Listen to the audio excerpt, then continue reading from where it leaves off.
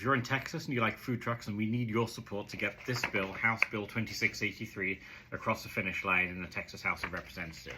I'm Sam Hooper of the Institute for Justice. I work on issues to do with economic liberty, and as part of that work, we're supporting this bill that's going to make it easier for food truck operators to work in and around the state of Texas. So at the present time, food truck operators tend to need a different permit in every single city where they want to operate.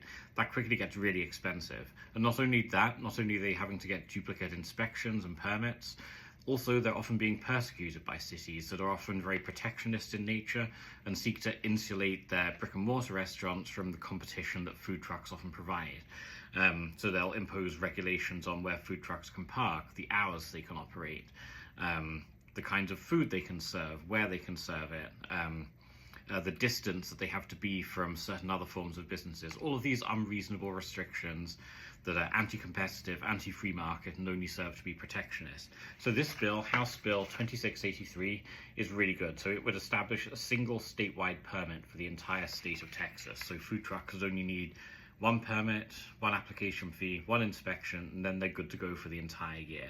It also establishes and maintains safety by establishing a uniform system of inspection, and it's a tiered level of inspection, so you get more scrutiny the more sort of involved and the more actual cooking that you do in the food truck. So those trucks that only serve pre-packaged food have a much lighter inspection schedule because they're not actually serving food. There's no risk whatsoever of contracting foodborne illness, whereas those that actually prepare hot food, they get a more rigorous level of inspection. So that's just a reasonable tiered level, and again, it's standardized throughout the state, which is really good.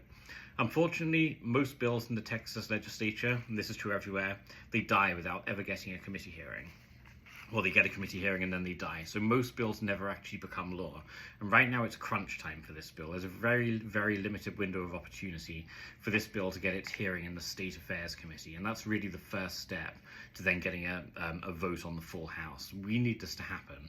I'm going to be at the Texas legislature tomorrow, and I'm going to bring some excellent, motivated food truck operators with me. We're going to be meeting with state representatives, explaining the bill, how it's going to benefit consumers, food truck operators, and the Texas economy in general. But we need your support as well. So please, if you care about food trucks, if you enjoy food trucks and you love the economic dynamism and the cultural impact that they bring to our Texas communities, then write to your local Texas state representative and senator and encourage them to support this important bill. Again, it's House Bill 2683, or visit your local food trucks and tell them to write to their congressman as well. There's a QR code and a link here. I'm going to share it in the screen so you can join our campaign to make it easier. Thanks for watching. Again, this is Sam Hooper of the Institute for